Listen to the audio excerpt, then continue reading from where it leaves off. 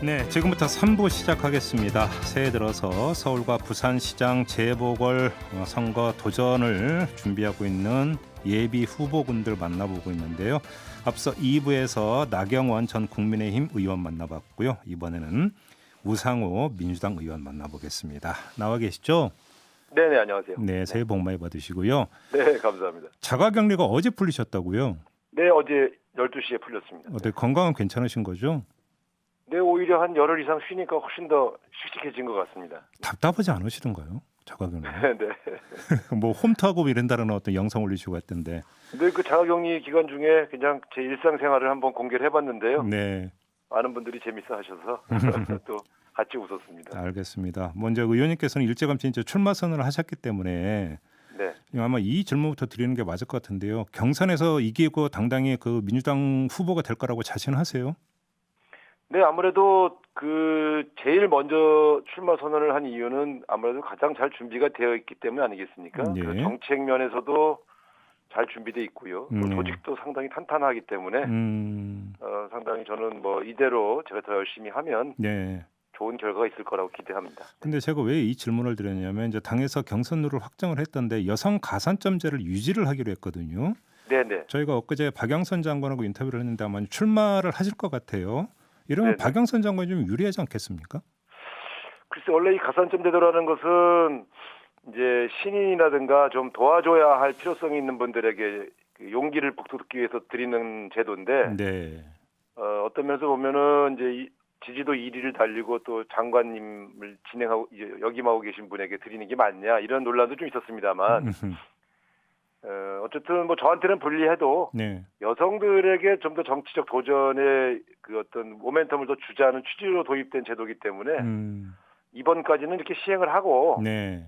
끝나고 나서 이제 이렇게 1위 후보에게도 가산점을 줄 거냐 이런 거는 이제 끝나고 나서 제도 개선을 해야 되지 않겠나 싶어요. 저는 뭐 불리하지만 그런 취지에 동의하기 때문에 그 이상 더 열심히 뛸 생각으로 오케이 했습니다. 아쉽지만 수용한다 이런 말씀이시네요. 네네. 네. 임종석 전 대통령 비서실장이 며칠 전에 본인의 이 출마설을 부인을 하면서 의원님 지지를 선언을 했어요. 여기까지는 네네. 좋은데 네. 이런 구절이 눈에 들어오더라고요. 그런데 왜 그렇게 지지도가 안 오르는 걸까요? 우상호 꼰대 아닌데 이렇게 보셨죠, 의원님? 네. 왜 지지율이 안 오른다고 자평을 하니까 자가 진단을 하십니까?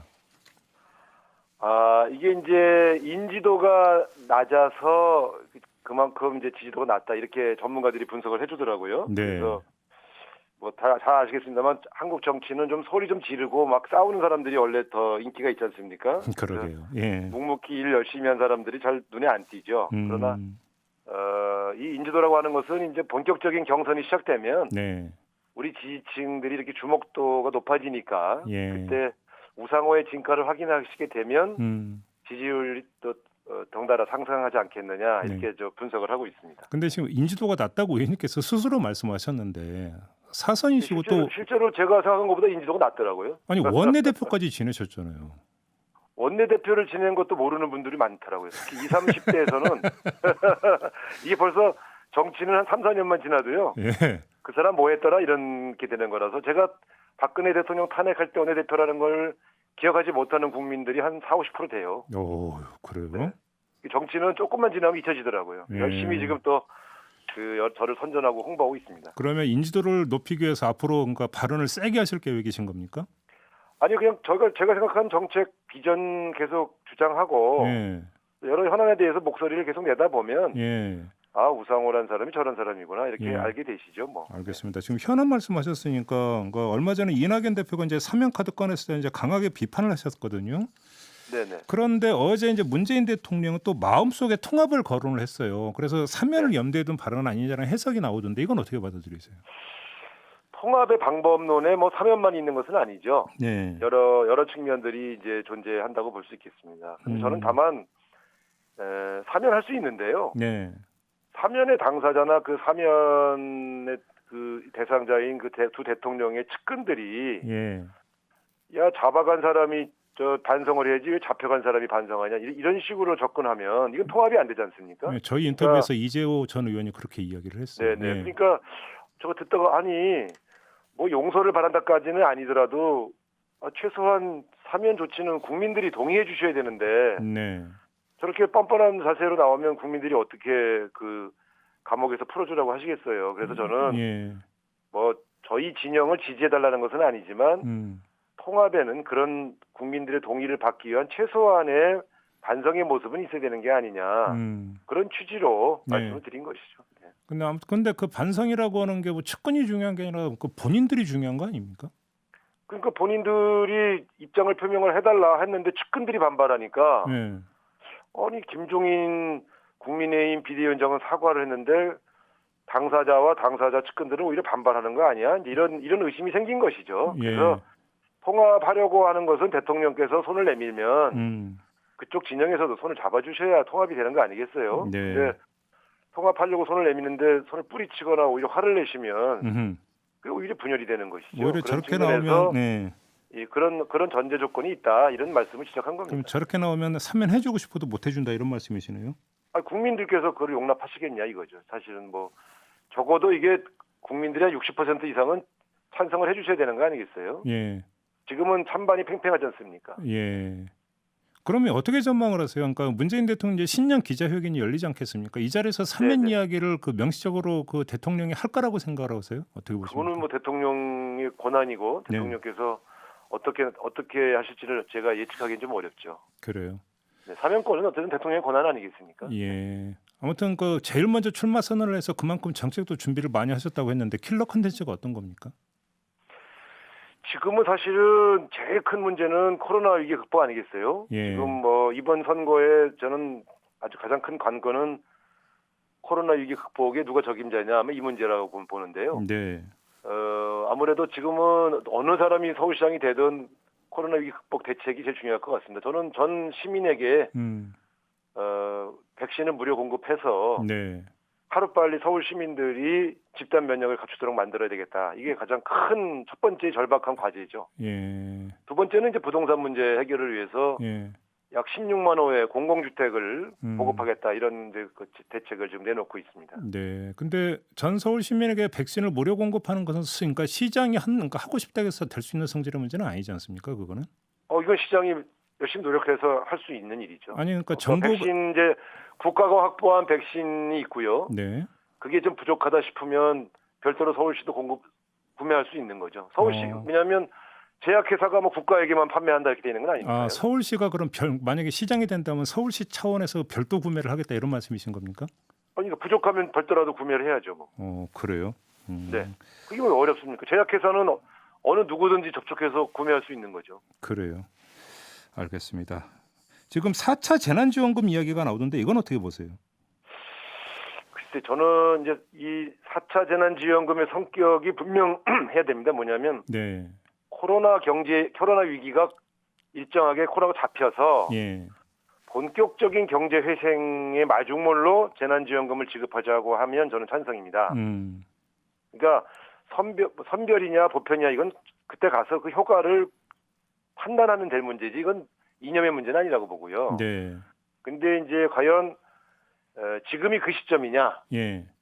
저는 지금 800명, 뭐 700명 이런 선에서 아직 코로나가 잡히지 않은 상황에서는 아직은 그때는 아닌 것 같아요. 아직은 네, 왜냐하면 코로나가 좀 잡혀서 본격적으로 경제 회생을 해야 할 그 시초 단계에서는 저는 재난지원금을 좀 지급할 필요가 있다고 봅니다. 경제 회생의 마중물로서. 네, 그 기준점은 근데 비슷한 게 어제 저희가 김종민 최고위원하고 인터뷰를 했는데 김종민 최고위원도 바로 그런 그 맥락에서 이야기를 하더라고요. 이제 방역이 좀 성공을 해서 어느 정도 잡히고 나면 그래서 이제 그 확진자 수 500명이라고는 구체적인 기준도 제시를 하던데요. 저는 더 낮아져야 한다고 봅니다. 몇 명 정도로 생각하고 계세요? 그러면?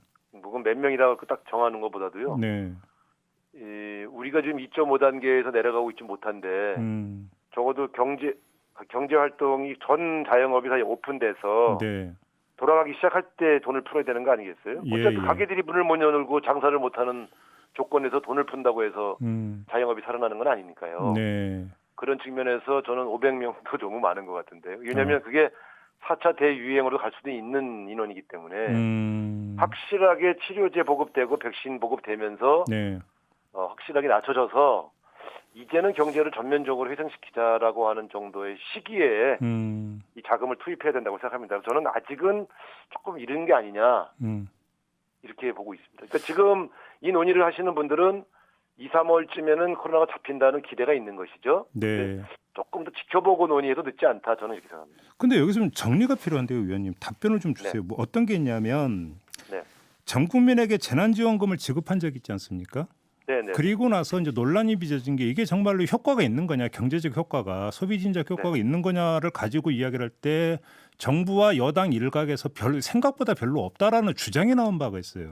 그러면서 보편 지급 반대의 논거 중에 하나가 됐는데, 근데 이제 와서는 다시 소비 진작을 위해서 전 국민에게 재난지원금을 지급해야 된다는 논리를 펴면 도대체 어느 장단에 춤을 춰야 되는 겁니까? 저는 이렇게 봅니다.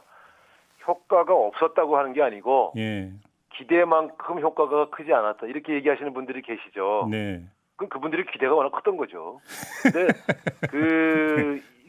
그때 풀었던 1차 재난지원금 효과가 분명히 있었죠. 왜 없었습니까? 그러니까 그 당시에 그것 때문에 굉장히 그 지역 자영업이나 전통시장에 이런 데서 되게 고마워했거든요. 제가 그때 현장을 다녔으니까요. 그러니까요. 예. 네, 그러니까 효과가 없었다 이렇게 말씀하시는 분들은 없고요. 예. 기대만큼 없었다는데 그 기대라는 게 뭐 갑자기 그것 때문에 갑자기 죽어가던 경제가 확 살아난다 이렇게까지 기대하시면 안 되죠. 그러나 최소한의 마중물 역할로서의 효과는 있다고 봅니다. 정부 여당 안에서 좀 교통 정리 좀 해주세요. 그 얘기 좀 그러면. 아니 그러니까요. 지금 그 교통 정리를 하고 있는 중이죠. 그래요, 알겠습니다. 근데 지금 야당에서는 이거 지금 그 선거용 아니냐라고 계속 욕하고 있던데 어떻게 받아들이세요? 아니 그러니까 뭘 해도 선거용이라고 하시니 참 답답합니다. 그러면 선거 때까지 아무것도 안 해야 되나요? 경제가 막 흔들리고 피해 입는 국민들이 많으신데. 네, 그러니까 저는 코로나 방역에 성공을 해서 일정하게 경제 회상의 시점이 선거 직전이라고 하면 그때 풀고 그게 선거 이후가 더 효과적이라고 하면 선거 이후에 풀면 되는 것이지 선거 전까지는 어떤 경제 정책도 펴지 마라 그렇게 말하는 것은 지나치다고 봅니다. 너무 선거만 의식하면 안 되지 야당도. 알겠습니다. 지금 공정경제 3법 처리 결과나 그다음에 오늘 처리한다는 중대재해기업 처벌법 있지 않습니까? 네네. 이런 걸 묶어가지고 민주당이 좀 개혁 마인드가 흔들리는 거 아니냐, 내지 더 나가서 우경화되고 있는 거 아니냐라는 비판이 나오는데요. 어떻게 받아들이십니까? 저는 좀 미흡하다고 생각하고 그런 주장을 계속 해왔던 사람인데요. 예. 그러나 이번에 이제 오늘 처리가 예정되고 있는 중대재해법 같은 경우는 사실은 이 5인 미만의 그 중소상공인들 자영업들이 너무 강력하게 호소를 하셔서 유예 기간을 굉장히 길게 두었죠. 그래서 조금 이제 애초에 이 문제를 주장했던 정의당과 또 김영균 어머님 이런 분들에게는 볼낯이 없습니다만 이 정도라도 출발하는 것이 어쩔 수 없는 선택 아니겠는가 이렇게 생각을 해서 좀 양해를 좀 구하고 싶습니다. 5인 미만은 유예된 게 아니라 아예 배제가 돼버렸습니다. 아예. 그러니까요. 그러니까 어쨌든 그게 너무 그분들이 참 우리 지금 코로나 때문에 힘들어 죽겠는데 우리까지 이렇게 괴롭힐 거냐 막 그 호소를 하시니까 어쩔 수 없는 또 그런 선택을 하신 것 같습니다. 요거에 대해서 좀 생각하는데요. 답변을 좀 주세요. 그러나 이 정도라도 일단 출발하는 것이 불가피하지 않느냐. 그렇다고 이걸 언제까지 계속 밀어둘 수 없지 않느냐 이런 생각입니다. 아니 그러니까 조금 일각에서는 그 의석 갖고 뭐 하고 있느냐라는 그러니까 그 지적 나오는데 이건 어떻게 받아들이십니까? 근데 이런 문제 가령 이제 우리가 개혁과 관련된 입법에 대해서는 과감하게 할 수 있는데요. 이렇게 어쨌든 중소상공인도 국민이고 또 노동자들도 국민이 아니겠어요. 이해와 이해관계가 부딪히는 문제에 있어서는 일정 수준에서 절충할 수밖에 없다는 것이 여당의 운명 아닌가 싶어요. 저는 사실은 조금 아쉽다고 생각합니다만 이 정도 선에서 양해를 좀 부탁드리고 싶습니다. 알겠습니다. 얼마 전에 열린민주당과의 당대당 통합을 주장을 하셨는데 어제 최고위원회에서 열린민주당과의 합당은 없다고 선을 그었다고 하는데요. 이건 어떻게 받아들이십니까? 그건 아니고 선언을 한 것은 아니고 제가 알아보니까 그런 의논들이 있었다. 근데 무슨 결론을 내린 것은 아니라고 들었습니다. 그런데 저는 어쨌든 내년까지 올해가 정치 일정이 굉장히 많거든요. 어차피 통합을 할 거라면 서울시장 선거, 서울시장 재보궐선거 전에 통합을 추진하는 것이 바람직하지 않느냐 이런 소신에는 변함이 없습니다. 혹시 김진애 의원하고 좀 이야기 좀 나눠보신 바가 있습니까? 네, 계속 대화하고 있습니다. 그러면 만약에 그 당대당 통합이라든지 이런 것들이 안 된 상태라고 한다면 김진애 의원은 완주를 하겠다라는 그 생각인가요? 그거는 이제 본인이 말씀하셔야 되겠습니다만 예.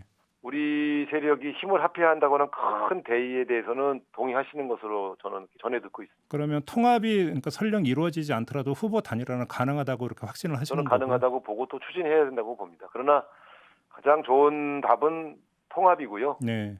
통합이 안 될 경우에는 단일화를 추진하는 것으로 그렇게 가야 되겠죠. 정의당하고는 단일화가 어렵다고 보십니까? 글쎄 김종철 대표께서 는 독자 노선을 강조하고 계셔서 네. 어떤 선택을 하실지 모르겠습니다만 저희들 판단으로는 완주하는데 더 뜻이 있지 않겠는가. 그러나 뭐 정치라는 것이 뭐 생물이니까요. 네. 또 그 선거 임박해서 어떤 판이 벌어질지는 또 지켜봐야 되겠죠. 근데 물론 이제 그 예측하기는 쉽지 않습니다만 지금까지 나왔던 여론조사 결과를 그 기준으로 해서 말씀을 드린다면 서울시장 보궐선거가 어느 한쪽의 일방적인 승리로 귀결될 가능성은 별로 없어 보이는데 그렇습니다. 네. 그러면 정의당 요인도 그 선거 결과에 상당히 중요한 변수가 될 수 있는 거 아닙니까? 솔직히 말씀드리면 민주당 입장에서는 힘을 서로 합하고 싶은 게 속마음 아니겠습니까? 네. 그러나 정의당이 독자 노선을 강하게 내걸고 예. 본인의 색깔을 내시겠다고 하면 예. 다른 도리는 없는 것이죠. 이제 그때 가서 의논을 한번 해볼 필요는 있겠습니다만 결국 선거 임박해서 한번 또 그때 당 상황에서 대화가 시도될 필요는 있다고 보여집니다. 네. 그러면 그거는 당대당 논의가 아니라 후보 간 논의가 되겠네요. 그렇게 되면. 그러나 이 정도 큰 선거는 꼭 후보의 자율성만으로 이루어지는 건 아니고 예.